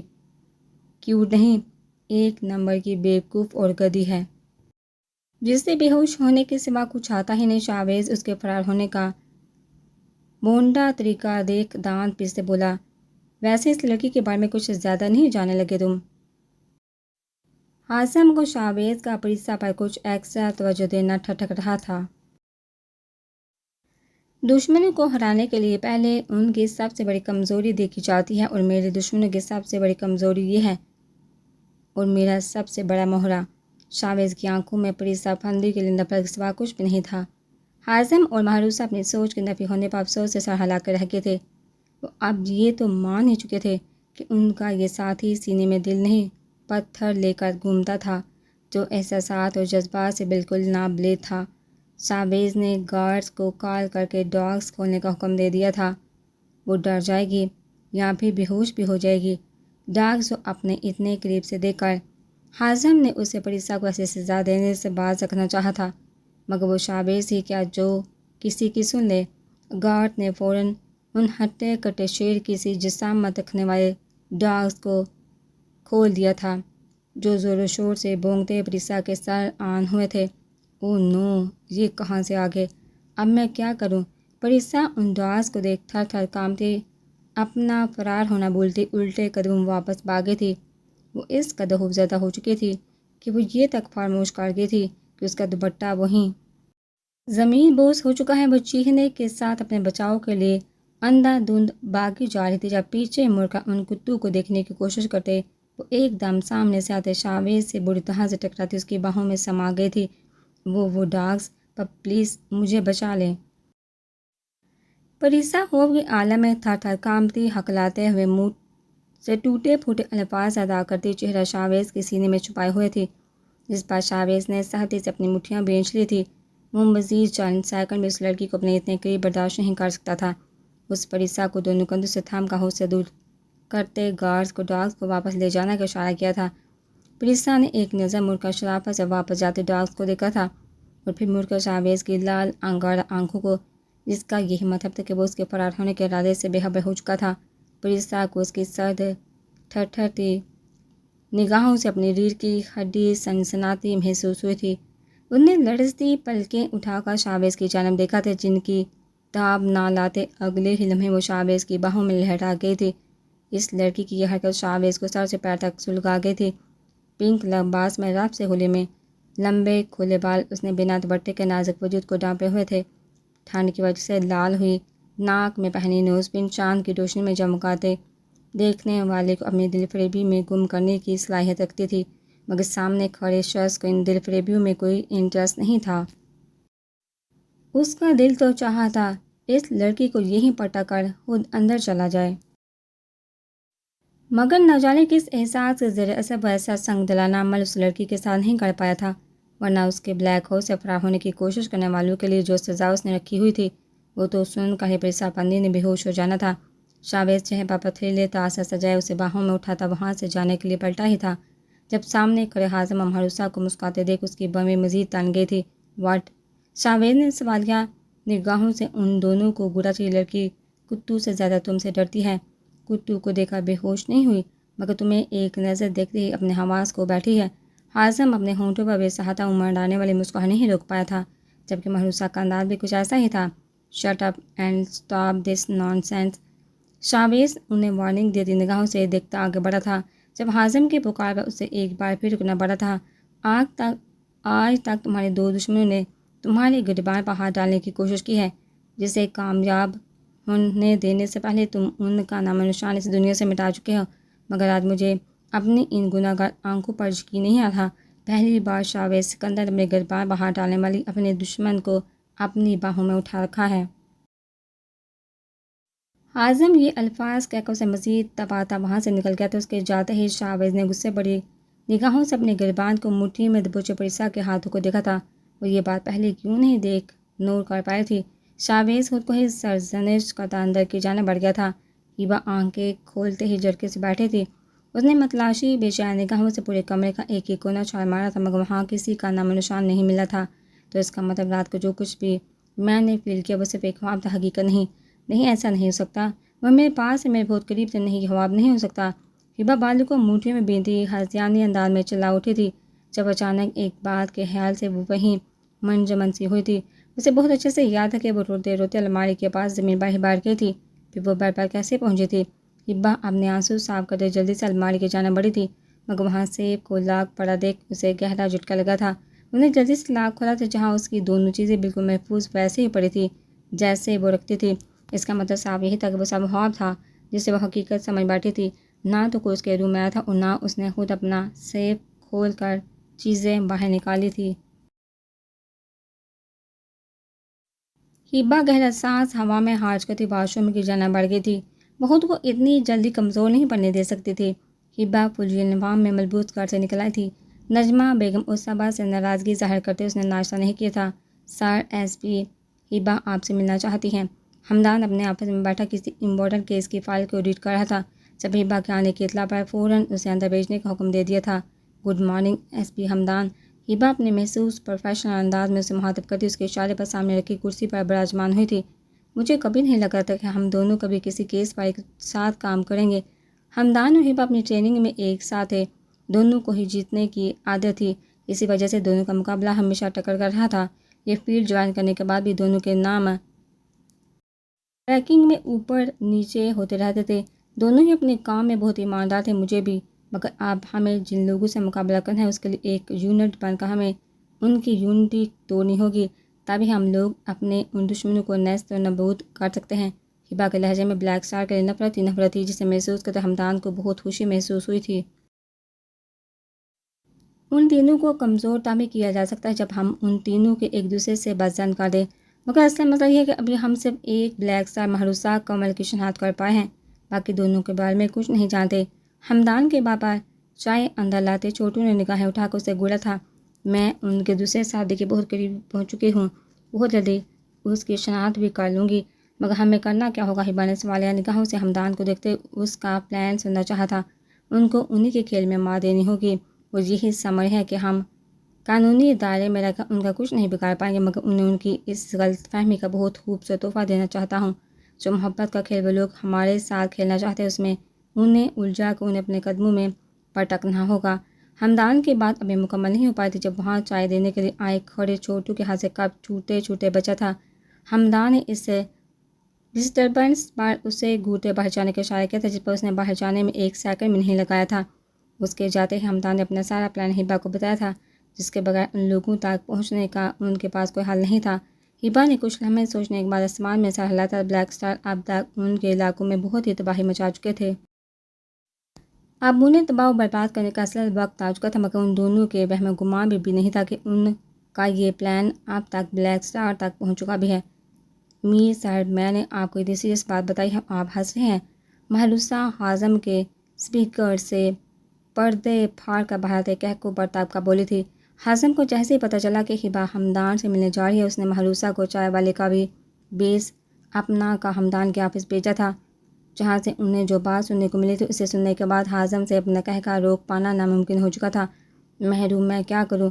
تم نے بات ہی ایسی کہی ہے ایس پی ہبا، مجھے کمزور کرنے اور ہرانے کے لیے میرے ساتھ محبت کا ناٹک کرے گی؟ لگتا ہے اتنی موٹی موٹی کتابیں پڑھ کر ان پولیس والوں کا دماغ خراب ہو چکا ہے۔ حازم مہروسہ کے چہرے پر مشکل سنجیدہ ہوتے بولا تھا، اب جتنا مذاق بنا رہے اتنا اسٹوپڈ پلان بھی نہیں ہے ان کا۔ بندوقوں اور گولیوں سے کھیلنے والی مہروسہ محبت کا کھیل کھیلنے سے حد درجہ خوفزدہ تھی، کیونکہ اسے پورا یقین تھا کہ وہ ہار جائے گی ایس پی حمدان کے آگے۔ نہیں اسٹوپڈ تو بالکل بھی نہیں، آخر کو تمہارے ایس پی حمدان صاحب نے بتایا ہے۔ حازم کا سنجیدہ ہونے کا کوئی منہ نہیں تھا، مگر مہروسہ کی پریشانی نوٹ کرتے آخر اسے سیریس ہونا ہی پڑا تھا۔ وہ لوگ جو کر رہے ہیں انہیں کرنے دو اور ہم وہ کریں گے جو ہم نے سوچا ہے۔ وہ لوگ ہمیں نقصان پہنچانا چاہتے ہیں، مگر ہم پر دوہری ذمہ داری ہے، ہمیں اپنے ساتھ ساتھ انہیں بھی محفوظ رکھنا ہوگا، تبھی ہم اپنے مقصد میں پوری طرح سے کامیابی حاصل کر سکتے ہیں۔ حازم کی بات پر مہروسہ کی پریشانی کچھ حد تک کم ہوئی تھی۔ نہیں اسٹوپڈ تو بالکل بھی نہیں، آخر کو تمہارے ایس پی حمدان صاحب نے بتایا ہے۔ بنایا ہے۔ حازم کا سنجیدہ ہونے کا کوئی موڈ نہیں تھا، مگر مہروسہ کی پریشانی نوٹ کرتے آخر اسے سیریس ہونا پڑا تھا۔ وہ لوگ جو کر رہے ہیں انہیں کرنے دو اور ہم وہ کریں گے جو ہم نے سوچا ہے۔ وہ لوگ ہمیں نقصان پہنچانا چاہتے ہیں، مگر ہم پر دوہری ذمہ داری ہے، ہمیں اپنے ساتھ ساتھ انہیں بھی محفوظ رکھنا ہوگا، تبھی ہم اپنے مقصد میں پوری طرح سے کامیابی حاصل کر سکتے ہیں۔ حازم کی بات پر مہروسہ کی پریشانی کچھ حد تک کم ہوئی تھی۔ تو اب ہم کیا کریں؟ مہروسہ ہمیشہ ایس پی حمدان کے پاس سے آنے کے بعد کچھ ٹائم کے لیے اپنے حواسوں میں نہیں رہتی تھی۔ وہی جو ہم کرنے والے تھے۔ آج اکبر سعید کے بنگلے پر ایک بہت اہم محفل سجے کی، بس اسی کی ریکارڈنگ کر کے آخر میں اپنا کام کر کے نکل آنا ہے۔ بس اب وہاں یہ دونوں جینیس ایس پیس نہ پہنچ جائیں۔ حازم سنجیدگی سے اسے اپنا پلان بناتا آخر میں شرارتی لہجے میں بولا تھا، وہ تو ضرور آئیں گے، وہ اب باہر اس جگہ آئیں گے جہاں انہیں ہمارے آنے کی ذرا سی بھی بنک پڑے گی۔ مہروسہ دان پہ سے بولی تھی، ڈونٹ وری، کچھ نہیں ہوگا۔ حازم اسے واپس آنے کا کہتا فون بند کر گیا تھا۔ ہماری پری نے ان ظالموں کا آخر کیا بگاڑا ہے؟ اس معصوم کو کیوں اپنے ساتھ اٹھا کر لے گئے ہیں؟ 2 دن گزر چکے ہیں، مگر آپ لوگ اتنے فورسز ہونے کے باوجود ابھی کچھ کر کیوں نہیں پا رہے؟ میری بچی کی کوئی خیر خبر نہیں؟ اگر انہوں نے اسے کچھ کر دیا تو؟ نہیں پلیز، آپ لوگ کچھ بھی کر کے میری پری کو ڈھونڈنے نا۔ یاسمین بیگم کا رو کا برا حال تھا۔ پریسا کا جو سب کے سامنے اغوا ہو جانا کوئی عام سی بات نہیں تھی، اس سے بھی زیادہ خطرناک تھے وہ بلیک اسٹار جن کے پاس جانے والا آج تک کوئی بھی زندہ سلامت واپس نہیں آیا تھا۔ پچھلے 2 دن سے پندی ویلا میں سوگ اور غم کی فضا قائم تھی، کسی نے کچھ کھایا تک نہیں تھا۔ سفیان اور شہباز افندی سمیت گھر کے تمام مرد ہی بھاگ بھاگ کر تھک گئے تھے، پی ایم تک کو اس کیس میں انوالو کر چکے تھے، مگر کوئی اب تک پریسا کی بازیابی کے لیے کچھ نہیں کر پایا تھا۔ بلیک اسٹارز کا مطالبہ سننا تو دور کی بات، وہ لوگ ان سے رابطہ ہی نہیں کر پا رہے تھے۔ بینک لوٹ کر وہ لوگ پہلے شہباز افندی سمیت بہت سارے امیر بزنس مین افراد کا دیوالیہ نکال چکے تھے، مگر اس وقت شہباز افندی کے لیے ضروری تھی تو صرف پریسا کی بازیابی۔ اس کے لیے وہ سر توڑ کوشش کر چکے تھے، مگر کوئی راستہ نظر نہیں آ رہا تھا۔ پلیز ماما کول ڈاؤن، اس طرح تو آپ اپنی طبیعت خراب کر لیں گے، پری کا کچھ نہیں ہوگا، وہ لوگ اس کا کچھ نہیں بگاڑ پائیں گے۔ سفیان اپنی ماں کی خراب ہوتی حالت دیکھ فکر مندی سے ان کے قریب آتے بولا، میری بچی بہت معصوم ہے، اسے کوئی نقصان نہیں پہنچنا چاہیے، خدا کے لیے اسے واپس لے آؤ۔ یاسمین بیگم مسلسل روتے ایک ہی بات دہرائی جا رہی تھی۔ گھر کی باقی خواتین کا بھی کچھ ایسا ہی حال تھا۔ ان سب میں ایک فضا ہی تھی جو گمسم سی یہ سب کچھ دیکھ رہی تھی۔ بینک میں جو کچھ بھی ہوا تھا اس نے اپنی آنکھوں میں دیکھا تھا، جس میں اسے ان ڈاکو کے انداز میں کہیں سے بھی ایسا نہیں لگے تھا کہ وہ پریسا کو نقصان پہنچانے کے ارادے سے لے جا رہے ہیں۔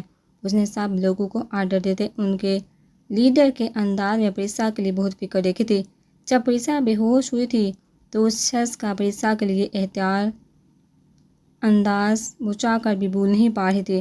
اسے معاملہ کچھ اور ہی لگا تھا، مگر سب کے بہت پوچھنے کے بعد بھی وہ باقی سب کو ایسا کچھ نہیں بتا پائی تھی، کیونکہ اس کے لیے پریسا کی عزت سے بڑھ کے کچھ بھی نہیں تھا۔ وہ نہیں چاہتی تھی اس سامنے کوئی پریسا پر انگلی اٹھائے، وہ بس دل ہی دل میں پریسا کی صحیح سلامت لوٹنے کی دعا گو تھی۔ پریسا نے کس مساتے کمبل کو اپنی مٹھی میں دبوتے کڑول بدلی تھی۔ رات کو جو حرکت اس نے کی تھی اور اس کے بعد جو کچھ اسے دیکھنا پڑا تھا، اس کے خوفناک سپنے پوری رات اسے خوفزدہ کرتے رہے تھے۔ جہنم میں پریسا کی آنکھیں بند تھیں، مگر اس قحط آواز کے کانوں میں پڑتے اس نے لرزتی پلکیں اٹھا کر بلکہ عین سامنے کھڑا شاویز کو دیکھا تھا اور کمبل کو مزید ساتھی سے اپنے گرد لپیٹ لیا تھا۔ شاویز جن خون اشام نگاہوں سے اسے دیکھ رہا تھا، پریسا اندر تک لرز اٹھی تھی۔ تم ہزار کوشش کر لو، مگر جب تک میں نہیں چاہوں گا تمہارا یہاں سے باہر نکلنا ناممکن ہے، اور اگر دوبارہ ایسی حرکت کی تو خود اٹھا کر تمہیں ان بھوکے کتوں کے آگے ڈال دوں گا۔ شاویز اس کے قریب آ کر ڈانٹتے ہوئے بولا تھا۔ پریسا زرد ہوتی سہم کر بیٹھ کر ان سے جا لگی تھی۔ شاویز کا یہ رویہ ہمیشہ اس کی جان نکال دیتا تھا۔ I am sorry. شاویز کو باہر جاتا دیکھ پریسا کے لب ہول سے ہلے تھے، جو سنتے شاویز جھٹکے سے بیٹھا تھا۔ واٹ؟ اسے سمجھ نہیں آئی تھی کہ اس نے اتنے برے رویے کے بعد یہ لڑکی اسے سوری کیوں بول رہی تھی۔ مجھ سے جو بھی غلطی سرزد ہوئی ہے پلیز مجھے معاف کر دے، مگر مجھے یہاں سے جانے دے پلیز، میرا یہاں دم گھٹ جائے گا۔ پریسا اپنا دوپٹہ اوڑھتی بیٹھ سے اترتے اس کے قریب آئی تھی، جو سیاہ پینٹ اور half sleeve black T shirt میں روشن پیشانی پر دنیا جہاں کے بال ڈالے ہونٹ سہتی سے بینچے اسے گھور رہا تھا۔ اس نے اپنے دونوں ہاتھ پینٹ کی پاکٹ میں ڈال رکھے تھے، جس کی وجہ سے اس کی کثرتیں کندھے اور بازو مزید نمایاں ہو رہے تھے۔ اسے ایک نظر دیکھ کر ہی پریسا جلدی سے نگاہیں موڑ گئی تھی، چاہے یہ شخص اسے کس قدر زہر کیوں نہ لگتا ہو، مگر وہ یہ دعوے کے ساتھ کہہ سکتی تھی کہ وجاہت اور خوبصورتی میں اس شخص کا کوئی ثانی نہیں تھا، تو تم یہاں سے رہائی چاہتی ہو۔ شاویز اس کے قریب آنے پر چند قدم مزید آگے بڑھاتا درمیانی فاصلہ بھول کر اس کے قریب آیا تھا۔ ججی پریسا کو اس کا یہ انداز سمجھ نہیں آیا تھا۔ اس کے قریب آنے پر وہ گھبرا کر پیچھے ہٹی تھی۔ یہ صرف ایک ہی صورت میں ممکن ہے۔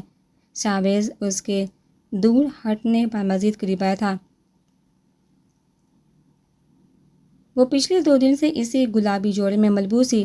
محروسہ نے اسے ڈریس دیا تھا، مگر اس نے یہ کہہ کر اسے وہ ڈریس واپس کر دیا تھا کہ وہ سیاہ رنگ نہیں پہنتی، اسے یہ رنگ بہت برا لگتا ہے۔ کس صورت میں؟ پریسا پیچھے ہوتے ہوتے دیوار سے جا لگی تھی۔ اس نے گھبرا کر شاویز کی جانب دیکھا تھا، جب دیوار پر اپنے مضبوط ہتھیلی جماتے اس کی جانب قدے جھکا کھڑا تھا۔ اس گھر میں رہ کر میرے لیے کام کرنا ہوگا، سفیان اور شہباز افندی کے خلاف جو کام میں کہوں گا وہ کرنا ہوگا۔ شاویز اس کی گول گول دل فریب آنکھوں میں آنکھیں گاڑتے بولتے اسے کچھ لمحوں کے لیے سن کر گیا تھا۔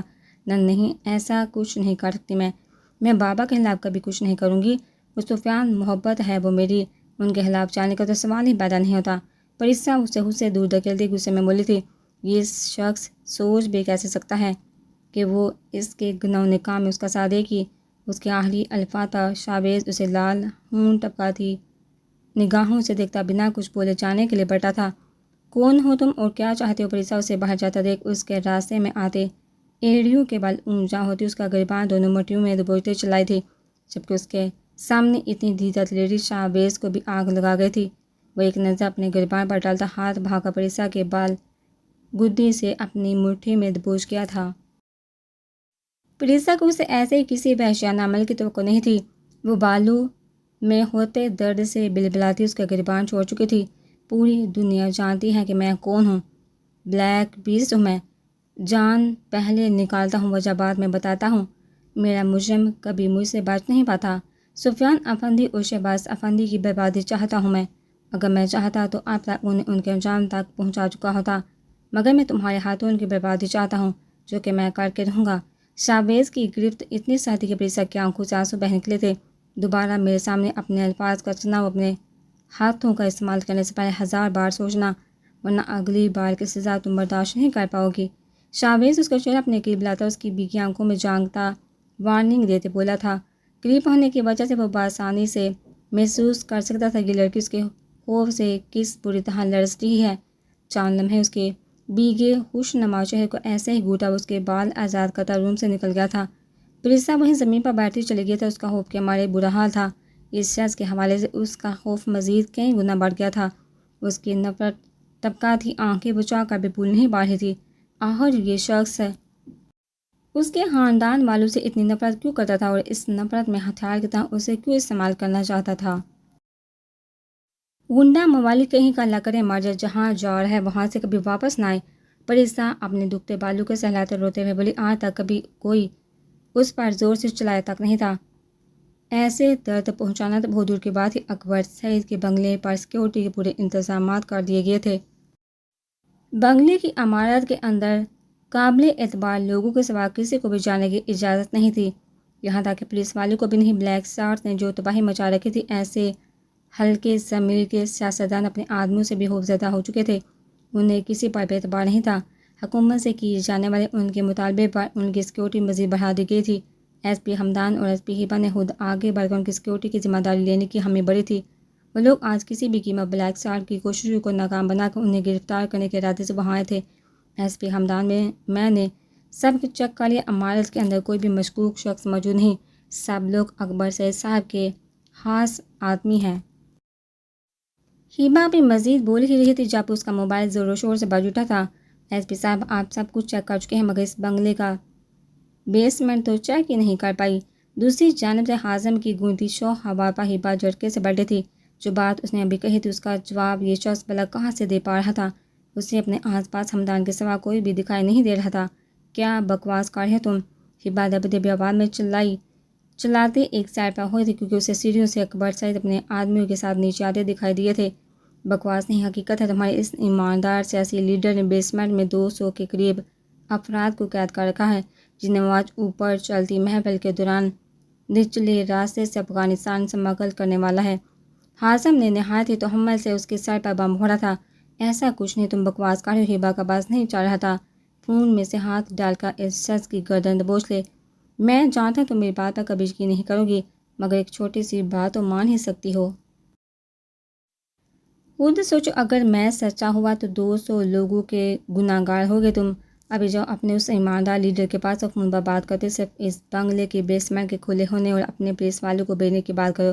اگر بیسمنٹ میں کچھ نہ ہوا تو اکبر سعید کا ری ایکشن نارمل ہوگا، اور اگر جو میں کہہ رہا ہوں وہ سچ ہوا تو ری ایکشن نارمل کسی ضرور نہیں ہو سکتا۔ ہاضم کی بات سنتے ہی بننا چاہتے ہوئے بھی صرف ان لوگوں کی خاطر آگے بڑھی تھی اور اکبر سعید سے کچھ فاصلے پر کھڑے ہوتے ہاضم کے کہے الفاظ دہرائے تھے، جسے سنتے ہی اکبر سعید ایسے اچھلا تھا جیسے اسے کرنٹ چھو کر گیا ہو۔ کیا کہہ رہی ہو ایس پی؟ میری اجازت کے بغیر بیسمنٹ کیسے کھلوا سکتی ہو؟ اکبر سعید ہبا کی جانب ایسے غصے سے بڑھا تھا جیسے اسے ابھی کچا چبا جائے گا، مگر راستے میں اچانک پاؤں کے نیچے کچھ آ جانے پر وہ لڑکھڑاتے بچا تھا، جبکہ ہبا تو ایسا ری ایکشن دیکھ شدید جھٹکے کے زیر اثر تھا، جس کا یہی مطلب تھا کہ اس کا دشمن اسے ٹھیک اطلاع دے گیا تھا۔ وہ فوراً اپنے پولیس اہلکاروں کو لیتی بیسمنٹ کی جانب بڑھی تھی، مگر وہاں داخل ہوتے اس کا دماغ بالکل گھوم گیا تھا۔ بیسمنٹ تو بالکل خالی پڑا تھا، بالکل صاف و شفاف، جس کا یہی مطلب تھا کہ اس نے اپنے دشمن کی بات پر یقین کر کے بہت بڑی غلطی کی تھی۔ حمدان اسے اکبر سعید کے آس پاس رہنے کا کہتا خود باہر کی سیکورٹی چیک کرنے گیا تھا، اور وہ بیوقوف بن کر جہاں نیچے آ گئی تھی ہبا کو خطرے کی بو محسوس ہوئی تھی۔ وہ فوراً اوپر بھاگ گئی تھی۔ MNA صاحب کہاں ہیں؟ ہبا سیڑھیوں کے قریب کھڑے ملازمین کے قریب پہنچی چلائی تھی۔ کچھ دیر میں محفل شروع ہو جانی ہے، مہمان آنا شروع ہو چکے ہیں۔ وہ چینج کرنے اپنے روم میں گئے۔ ملازمین کے بتانے پر ہبا شدید پریشانی کے عالم میں اوپر روم کی جانب بھاگی تھی۔ وہ روم میں نہ جا کر اس دن والی غلطی نہیں دہرانا چاہتی تھی۔ دروازہ ہلکا سا نہ کرتے اندر داخل ہوئی تھی۔ ہبا اکبر سعید کو صحیح سلامت کھڑا دیکھ اس نے سکھ کا سانس لیا تھا۔ ایس پی صاحبہ، آپ روم میں آ ہی کی ہو تو ہماری تیاری میں ہی مدد کروا دے۔ وہ واپس پڑھنے والی تھی جب اکبر سعید کے ادا کیے جانے والے یہ الفاظ اس کے قدم روک چکے تھے۔ سر، میں اس نے سوالیہ نگاہوں سے اس سفید داڑھی مونچھوں والے ادیر عمر کے شخص کو گھورا تھا تو اس وقت اس کی جانب پیٹھ کیے کھڑا جس کی وہ بہت زیادہ عزت کرتی تھی۔ جی آپ، وہ شال اور گڑی پکڑا دے مجھے، میں جھک نہیں سکتا۔ ہبا جو پہلی بات سن کر کافی غصے میں آ چکی تھی، ان کی اگلی بات پر نارمل ہوتی ٹیبل پر رکھی انتہائی قیمتی گڑی اور شال اٹھائی ان کی جانب بڑھی تھی، مگر جیسے یہ دونوں چیزیں اس نے آگے بڑھائی مقابل چیزیں لینے کی بجائے اس کی کلائی دبوچ چکا تھا۔ سر یہ کیا کر رہے ہیں آپ؟ ہبا نے شدید تیش میں آتے اسے تھپڑ سیدھ کرنا ہی چاہا تھا جب اس کی دوسری ہتھیلی بھی اپنی گرفت میں جگہ کا بشاش پلٹا ہبا کے چودہ طبق روشن کر گیا تھا۔ ہائی کاش جو اتنی سعادت مندی سے آپ ہمارا بھی کوئی کام کر دے۔ اس کی دونوں کلائیاں دبوچ کر اپنے قریب کھینچتے حازم دلربا انداز میں بولتا ہبا کا تن بدن جلا کر ہاں کر گیا تھا۔ اکبر سعید کی طرح سفید قمیض شلوار اور سیاہ واسکٹ پہنے پیچھے سے ہبا کو اکبر سعید ہی لگا تھا۔ حازم نے سر پر اسی کی طرح سیاہ ٹوپی پہن رکھی تھی، مگر پلٹتے ہی اس کا سیاہ نقاب زدہ چہرہ سامنے آتے ہبا کو زلزلوں کی نظر کر گیا تھا۔ یہ شخص پچھلے چند منٹوں سے اکبر سعید کی آواز میں بولتا اسے بیوقوف بنا رہا تھا۔ اگر یہ شخص یہاں تھا تو اکبر سعید کہاں گیا تھا؟ اس کا مطلب وہ اس شخص سے ایک بار پھر ہار چکی تھی۔ ہمدان باہر کی سیکیورٹی چیک کر کے واپس اندر آیا تھا، جہاں اسے ہبا کہیں نظر نہیں آ رہی تھی۔ وہ متلاشی نگاہوں سے چاروں جانب دیکھتا آگے بڑھا ہی تھا جب اسے دائیں جانب سے ہیلز کی ٹک ٹک کی آواز سنائی دی تھی۔ بہتر وہ اس طرف پلٹا تھا جہاں سے اسے سیاہ ساڑی میں ایک درمیانی عمر کی عورت آتی دکھائی دی تھی۔ اس نے چہرے پر لباس کے ڈیزائن کا ماسک لگا رکھا تھا، میک اپ سے سجی آنکھوں پر نظر کی گلاسز لگا رکھی تھی۔ اس کی جوڑیوں زدہ پیشانی اور جوڑے میں جکڑے سفیدی لیے بالوں سے ہمدان اس کی عمر کا اندازہ لگا پایا تھا۔ اسے اپنی جانب آتا دیکھ ہمدان وہیں رک گیا تھا۔ ہمدان باہر کی سیکیورٹی چیک کر کے واپس اندر آیا تھا، جہاں اسے ہبا کہیں نظر نہیں آ رہی تھی۔ وہ متلاشی نگاہوں سے چاری جانب دیکھتا آگے بڑھا ہی تھا جب اسے دائیں جانب سے ہیل کی ٹک ٹک کی آواز آتی سنائی دی تھی۔ بے احتیاط وہ اس طرف پلٹا تھا جہاں سے اسے سیاہ ساڑی میں ایک درمیانی عمر کی عورت آتی دکھائی دی تھی۔ اس نے چہرے پر لباس کے ڈیزائن کا ماسک لگا رکھا تھا، میک اپ سے سجی آنکھوں پر نظر کی گلاسز لگا رکھی تھی۔ اس کی جوڑی زدہ پیشانی اور جوڑے میں جگڑے سفیدی لیے بالوں میں ہمدان اس کی عمر کا اندازہ لگا پایا تھا۔ اسے اپنی جانب آتے دیکھ ہمدان وہیں رک گیا تھا۔ ایکسکیوز می، میرا پرس باہر گاڑی میں رہ گیا ہے، کیا آپ مجھے لا کر دے سکتے ہیں؟ وہ ایک ادا سے اپنی ساڑی کا پلو سیٹ کرتی اسے مخاطب کر کے بولی۔ اس عورت کی بات سن کر ہمدان کے ماتھے پر بال واضح ہوئے تھے۔ اسے ان سیاسی لیڈروں کی بالکل بھی سمجھ نہیں آتی تھی جو ان لوگوں کو اپنا ذاتی ملازم سمجھتے تھے، مگر اس وقت اس نے خود اپنی مرضی سے ان لوگوں کی سیکیورٹی کا بیڑا اٹھایا تھا۔ نہ چاہتے ہوئے بھی ان کے کمفرٹ کا احتیاط رکھنا تھا اسے۔ زبیر ادھر آؤ، ان میڈم سے ان کی گاڑی کا نمبر پوچھ کر ان کے ڈرائیور سے ان کا پرس لا کر دو۔ ہمدان فوراً اپنے ماتحت کو آواز دیتا اپنے محسوس مغرورانہ انداز میں بولا تھا۔ اس کے اسی انداز کے سامنے کھڑی لڑکی دیوانی تھی۔ اپنی گلاسز ٹھیک کرتی محروسہ نے کنکیوں سے اس کی جانب دیکھا تھا۔ جب فون کان سے لگا تھا واپس مڑا تھا۔ نو، میرے پرس میں بہت امپورٹنٹ چیزیں ہیں، میں ایسے ہی کسی پر ٹرسٹ نہیں کر سکتی۔ پرس لینے تو آپ کو ہی جانا پڑے گا۔ مسٹر ایس پی محروسہ اپنی ساڑی کا پلو ٹھیک کرتے ہمدان کا راستہ کاٹے سے مزید تپا گئی تھی۔ محروسہ کو کسی بھی صورت میں ہمدان جو ہبا تک نہیں پہنچنے دینا چاہتا تھا، جبکہ ہمدان ہبا سے رابطہ نہ ہونے پر تشویش کا شکار تھا۔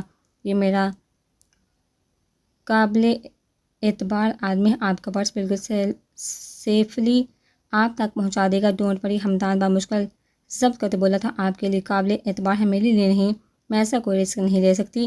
محترمہ بازید تھی، دونوں بازو سینے پر باندھے وہ ہمدان کے سامنے کھڑی اس کا ضبط سے لال بڑھتا چہرہ دیکھ دل ہی دل میں مسکرا دی۔ ہمیشہ یہ شخص اسے تپاتا تھا، آج اسے زشت کر کے اسے بہت مزہ آ رہا تھا۔ نو، دیکھیے آپ۔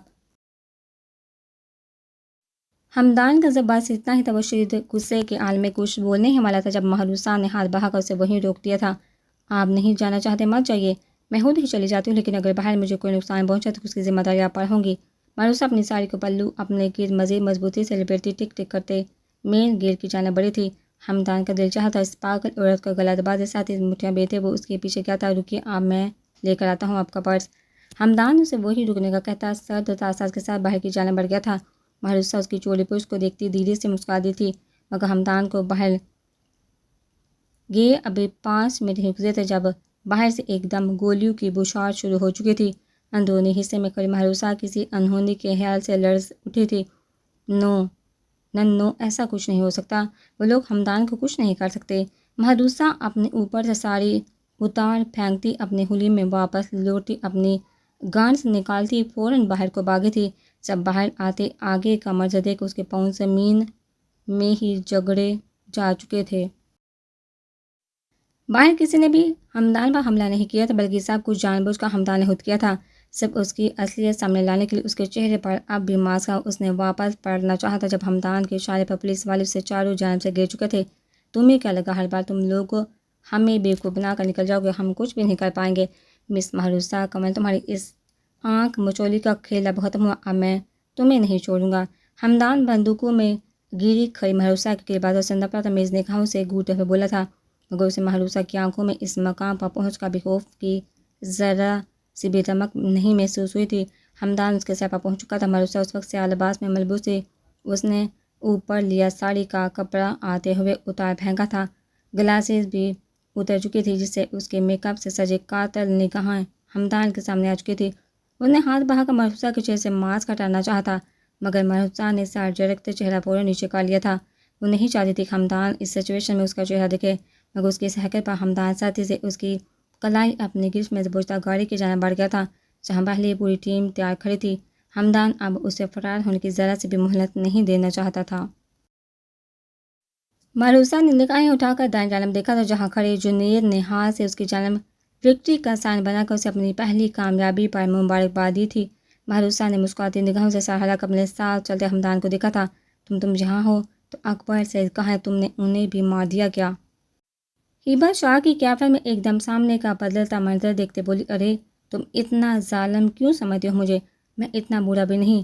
حازم اس کی کمر میں بازو حمال کرتا اسے اپنے قریب کھینچ چکا تھا۔ تم گھٹیا انسان، چھوڑ مجھے۔ ہیبا اس کے پیٹ میں زوردار پانچ رسید کرتی، اس پر داڑھی تھی۔ تم کبھی نارمل رہ کر بات نہیں کر سکتی کیا؟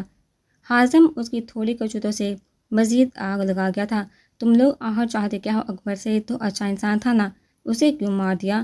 اس کے ساتھ کیا دشمنی تھی تمہاری؟ اور اتنے دنوں سے اس معصوم لڑکی کو کیوں اغوا کر رکھا ہے؟ کیا بگاڑا ہے اس نے تمہارا؟ ہیبا اس کی گرفت سے نکلنے کی کوشش کرتے ذہن لہجے میں بولی تھی، وہ کیا ہے نا کہ آج تک تمہاری کسی سوال کا ٹھیک سے جواب اس لیے نہیں دیا کیونکہ مجھے صرف پیار اور نرمی کی زبان سمجھ آتی ہے۔ ایک بار پیار سے مخاطب کر کے تو دیکھو، سب کچھ بتا دوں گا۔ حازم نے ہاتھ بڑھا کر اس کی چین کو باہر نکالا تھا جو اس نے اپنے گریبان کے اندر چھپا رکھی تھی۔ ہیبا اب بنا مزاحمت کے اس کی گرفت میں خاموشی سے کھڑی سے غسیلی نگاہوں سے گھوری تھی۔ یہ شخص تو دنیا کا سب سے بڑا سائیکو معلوم ہوتا تھا، جو کبھی کوئی سیدھی بات تو کہہ ہی نہیں سکتا تھا۔ تم مار کیوں نہیں جاتے؟ میرا دل سے بدوا ہے کہ تم بلیک اسٹار نیست و نابود ہو جاؤ۔ جیسے تم لوگ دوسروں کے گھر اجاڑتے ہو، ویسا ہی حال تم لوگوں کے ساتھ بھی ہو۔ ہیبا اس کی شرٹ سینے سے دونوں مٹھیوں میں دبوچی اسے دل سے بدوا دے چکی تھی، جس پر کچھ لمحے اسے گہری نگاہوں سے دیکھتے حازم اسے اپنے قریب طلب کر گیا تھا۔ ہیبا، اتنا کہ ہیبا کو اس کی گرم سانسوں سے اپنے چہرے جلستا ہوا محسوس ہوا تھا۔ تمہاری دی گئی بدوا بے سر آنکھوں پر ایس پی ہیبا، مگر کہیں ایسا نہ ہو کہ میرے مرنے پر سب سے زیادہ آنسو بھی کہیں تم ہی بیٹھ کر نہ بہا رہی ہو۔ اور رہی بات گھر اجاڑنے کی، تو جن کے گھر ہی نہ ہو ان کے اجڑنے کا کیا ڈر؟ حازم اس کے ماتھے پر لب رکھتے بولتا، ہیبا کو کچھ لمحے کے لیے مسمرائز کر گیا تھا۔ ہیبا یک ٹک اسے تک کے گئی تھی۔ کون ہو تم؟ ہیبا کے لب پھڑ پھڑائے تھے۔ اپنی شناخت بہت پہلے سے تمہارے گلے میں پہنا دی ہے، کھول کے دیکھ لو۔ حازم کی بات ابھی مکمل بھی نہیں ہو پائی تھی جب اسے اپنے سینے میں کوئی نوکیلی شے محسوس ہوئی تھی۔ ہیبا اسے باتوں میں لگا کر اس کے سینے پر اپنی گن رکھ چکی تھی۔ گن رکھی ہے تو گولی پہ چلا دو۔ حازم اس کی دلکش نگوش کو آنکھوں میں سجاتا دھیرے سے مسکرایا تھا، اکبر سید کہاں ہے؟ تمہیں کیوں نقصان پہنچانا چاہتے ہو انہیں؟ ہیبا آنکھوں میں نفرت لیے اس سے مخاطب ہوئی تھی، اکبر سید بالکل ٹھیک ہے، ساتھ والے کمرے میں سکون کی نیند سو رہے ہیں، ہم جہاں اسے یا باقی آئے مہمانوں کو نقصان پہنچانے نہیں آئے تھے، بلکہ اپنے کسی بہت اہم مقصد سے آئے تھے جو کہ اب پورا ہو چکا ہے۔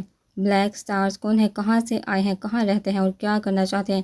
ان سوالوں کے جوابات تم لوگوں کو تب تک نہیں مل پائیں گے جب تک ہم خود نہیں چاہیں گے، لیکن ایک سوال کا جواب اب تمہیں خود ہی ڈھونڈنا ہوگا۔ بلیک اسٹار نے اب تک کتنے گھر برباد کیے ہیں، کتنے مظلوموں پر ظلم کیا ہے، اور مجھے بہت انتظار ہے گا تمہارے اس سوال کے جواب پر۔ جواب کا حازم اسے کچھ بھی بتانے کی بجائے مزید الجھا چکا تھا۔ اس نے سینے پر بندوق تو تان لی تھی مگر اس شخص کو مار نہیں سکتی تھی۔ میں وعدہ کرتی ہوں تم سے، تمہارے منہ سے تمہارا ایک ایک گناہ اگلوا کر اپنے ہاتھوں سے ماروں گی تمہیں۔ ہیبا خان پیچھے ہٹا چکی تھی۔ حازم نے اسے اپنی گرفت سے آزاد بھی نہیں کیا تھا مگر ہیبا کے لیے یہ بات بھی سب سے زیادہ حیرت کی بات تھی کہ اس درندے کی گرفت اس کے لیے ہمیشہ بہت ہی نرم ہوا کرتی تھی۔ میں بھی وعدہ کرتا ہوں تم سے شادی کیے بغیر تو اس دنیا سے رخصت نہیں ہوں گا۔ ہیبا کے گال پر اپنے ہونٹوں کا نشان چھوٹا وہ ہر بار تھا۔ اس بار بھی اس کے دونوں کلائیوں اپنے اسکارف سے باندھ چکا تھا۔ آئی ول کل یو، اس کے لفظ پر ہیبا چلائی تھی، بٹ آئی لو یو مائی لو۔ حازم دور سے اس کی جانب فلائنگ کی سوشادہ کھڑکی سے باہر جمپ کر گیا تھا کیونکہ اسے جنید کا میسج موصول ہو چکا تھا۔ ان کے پلان کے مطابق محروسہ ایس پی ہمدان کی قید میں جا چکی تھی۔ اس کی آنکھوں کے سامنے اس کا پورا گھر چل رہا تھا۔ وہ چلا رہا تھا، روک رہا تھا ان لوگوں کا مگر اس کے ہاتھ پیر باندھ کر اسے کچرے کے ڈھیر پر پھینک دیا گیا تھا۔ وہ بے بسی سے اپنوں کو آگ میں زندہ جلتے دیکھتے رہنے کے سوا کچھ نہیں کر پایا تھا۔ وہ رو رہا تھا، چلا رہا تھا مگر کوئی اس پر رحم نہیں کر رہا تھا۔ اس کی آنکھوں کے سامنے اس کا سب کچھ خاک ہو گیا تھا مگر وہ کچھ نہیں کر پایا تھا۔ سیاہ پردوں سے سجا وہ سیاہ کمرہ اس میں پوری طرح تاریکی میں ڈوبا ہوا تھا جس کے بیچوں بیچ پڑے برپا لیٹا وہ وجود آج پھر اپنی زندگی کے سب سے بھیانک خواب کا زیر اثر اذیت میں تھا۔ اس کا پورا وجود پسینے سے شائبور ہو چکا تھا کہ بسار ادھر ادھر مارتا وہ بیڈ شیٹ کو اپنی مٹھیوں میں دبوچتے ہوئے تھا۔ اس کی بند آنکھوں سے آنسو بہہ نکلے تھے۔ نہیں مت مارو انہیں، چھوڑ انہیں، مت چلاؤ، مت مارو، وہ جل رہے ہیں، کوئی تو بچاؤ انہیں۔ وہ آنکھیں کھولتا زور سے دوڑا تھا۔ اس کے شیر کسی للکار روم کے باہر سے گزرتی پریسا افندی کو خوف کے مارے لڑکھڑانے پر مجبور کر گئی تھی۔ یہ کون ہے؟ کون کس کو جلا رہا ہے؟ یہ شخص اس طرح کیوں چلا رہا ہے؟ پریسا تشویش زدہ سی آگے بڑھتی اس کمرے کے سیاہ دروازے کو دیکھ کر اندر داخل ہوئی تھی مگر سامنے کا منظر دیکھ وہ اپنی جگہ پتھر کی ہوئی تھی۔ وہ بھیانک خواب سے ڈرا ہوا شخص کوئی اور نہیں، اس بلیک ہاؤس کا بلیک بیسٹ تھا۔ وہ پل بھر میں دوسروں کی گردنیں اڑا دینے والا جاوید اسکندر تھا جو اس وقت انتہائی قابل رحم حالت میں تھا۔ پریسا نہ جانے کس احساس کے تحت اس کی جانب بڑھی تھی۔ بیڈ پر سر جھکائے بیٹھا وہ شخص اسے کہیں سے بھی بلیک بیسٹ نہیں لگا تھا۔ آپ ٹھیک ہیں؟ پریسا نے اس کے قریب جاتے کمزور سی آواز میں پوچھا تھا۔ اس کی پکار پر جاوید نے جھٹکے سے سر اوپر اٹھایا تھا۔ چند لمحے اسے حالی حالی نگاہوں سے گزرے وہ اس کی کلائی اپنی گرفت میں لیتا، اگلے ہی لمحے اسے اپنی جانب کھینچتا اپنے حصار میں لے چکا تھا۔ پریسا اس غیر متوقع عمل پر گھبرا گئی تھی۔ تم وعدہ کرو کبھی مجھے چھوڑ کر نہیں جاؤ گی؟ نہیں رہ سکتا میں تمہارے بغیر۔ تم اندازہ بھی نہیں لگا سکتی کتنی ضروری ہو تم میرے لیے۔ پریسا کو اپنی متاع جان کے اپنے سینے میں پیچھے بولتا وہ اسے ساکت کر گیا تھا۔ اس کے مضبوط لمس میں پھڑ پھڑاتی وہ اپنی جگہ ساکت ہوئی تھی۔ یہ شخص کیا بول رہا تھا؟ کیا یہ سب اس کے لیے تھا؟ نہیں، وہ تو اسے جانتی تک نہیں تھی۔ یہ شخص اس کے لیے ایسا کیسے بول سکتا تھا؟ وہ خود کو اس کی مضبوط گرفت سے آزاد کروانے کی کوشش کر رہی تھی مگر وہ ایسا کرنے کو تیار ہی نہیں تھا۔ چھوڑیے مجھے، پریسا اس کے اس جنونی لمس سے گھبرا گئی تھی۔ کچھ دیر بعد جا کر اس کی گرفت ڈھیلی پڑی تھی، شاید وہ اس وقت نیند میں ہی تھا اور اب دوبارہ غنودگی میں جا رہا تھا جس کا فائدہ اٹھاتے پریسا جلدی سے اس کی گرفت سے نکلتی وہاں سے بھاگ گئی تھی۔ دروازے پر پہنچتے اس نے پلٹ کر شاہباز کی جانب دیکھا تھا جب تک یہ پر سر کے بے سود پڑا تھا۔ جس شخص کے روب و دبدبے سے اس بلیک ہاؤس کا ایک ایک فرد ڈرتا تھا، جس کی دہشت ملک کے نامور شخصیت سے لے کر عام شخص کے دل میں اپنی داغ بٹھائے ہوئے تھی۔ اس کا ایک روپ ایسا بھی ہو سکتا تھا، پریسا کو یقین نہیں آیا تھا۔ دوسروں کا اذیت میں ڈالنے والا یہ شخص خود بھی اس قدر اذیت کا شکار کیسے تھا؟ پریسا کا دماغ بالکل معاف ہو چکا تھا، اسے بے اختیار خوف محسوس ہوا تھا۔ اگر جاوید اسکندر کو پتہ چل گیا کہ وہ اس رات اس حال میں دیکھ چکے تو وہ اس کا کیا حشر کرے گا؟ پریسا خود کو جی بھر کر لعنت و ملامت کر چکی تھی کہ اسے ضرورت ایک کیا تھی رحم کھا کر اس شخص کے قریب جانے کی۔ ان سب خیالات سے الجھتے اچانک پریسا کے کانوں میں جاوید کے کہے الفاظ دہرائے تھے، کیا یہ وحشی انسان کسی سے محبت کرتا تھا اور وہ لڑکی اسے چھوڑ کر چلی گئی؟ یہ آخر کس کے بارے میں بات کر رہا تھا؟ اس کے چنگل سے بھلا کوئی لڑکی کیسے بچ کر جا سکتی ہے؟ اگر یہ اس لڑکی سے محبت کرتا ہوتا تو اسے زبردستی اپنے پاس بھی رکھ سکتا تھا۔ کہیں وہ مار تو نہیں گئی جس کی وجہ سے یہ اتنا پاگل درندہ بن چکا ہے؟ پریسا کو کچھ سمجھ نہیں آ رہی تھی۔ انہیں الٹی سیدھی سوچوں میں الجھتی کب اس کی آنکھ لگی اسے پتہ بھی نہیں چلا تھا۔ آپ نے کل سے کھانا کیوں نہیں کھایا؟ اب یہ تو آپ کی پسند کا ہے نا؟ اس کے کمرے میں ناشتے کی ٹرے لے کر داخل ہوتی اقرا نے اسے گمسم بیٹھے دیکھ کر پوچھا تھا۔ پریسا کو وہاں جو پروٹوکول ملا تھا کبھی کبھی وہ اس پر حیران رہ جاتی تھی۔ اگر ان لوگوں کی اس سے اور اس کے گھر والوں سے دشمنی تھی تو چاویز کے علاوہ باقی سب کا اسے رویہ اتنا اچھا کیوں تھا؟ اسے اس کی پسند کی ہر چائے کیوں مہیا کی جا رہی تھی؟ جو بھی تھا مگر وہ اتنا تو جان گئے تھے کہ اس بلیک بیسٹ کی مرضی کے سوا اس بلیک ہاؤس میں کوئی پرندہ بھی پر نہیں مار سکتا۔ مجھے بھوک نہیں تھی، پریسا نے نارمل انداز میں جواب دیا۔ اس کا دل چاویز کے خوف سے لرز رہا تھا۔ ابھی تو بھوک لگی ہوگی نا، ابھی کھا لے۔ ویسے ایک بات پوچھوں آپ سے؟ پریسا نے کلا کے سوال پر چونکا اس کی جانب دیکھا تھا۔ جی پوچھیے۔ پریسا بمشکل اپنی ہکلاہٹ پر قابو پاتی رات کو کہیں آپ شاہ صاحب کے کمرے میں تو نہیں گئی تھی؟ کلا نے کھوجتی نگاہوں سے اس کی جانب دیکھا تھا۔ نہیں تو مجھے بلا کسی پاگل کتے نے کاٹا جو میں اس کے کمرے میں جاؤں گی؟ پریسا نے فوراً انکار کیا تھا۔ آپ یہ کیوں پوچھ رہے ہیں؟ پریسا نے کپکپاتی انگلیوں کو مروڑتے سر سے سوال کیا تھا۔ نہیں، وہ سر کے روم میں جانے کی ہم میں سے کسی کو اجازت نہیں۔ ہم نے آپ نے دیکھا ہوگا ان کا روم الگ ایریا میں سب سے الگ تلگ ہے۔ رات کے وقت کوئی وہاں نہیں جاتا۔ سر کو لگ ہے کل رات کوئی ان کے روم میں ان کے پاس آیا ہے، مگر انہیں یاد نہیں وہ کون تھی۔ اگر انہیں یاد آ گیا تو خیر نہیں۔ اس لڑکی کی اقرا نے آج پہلی بار اسے اتنی تفصیل سے بات کی تھی۔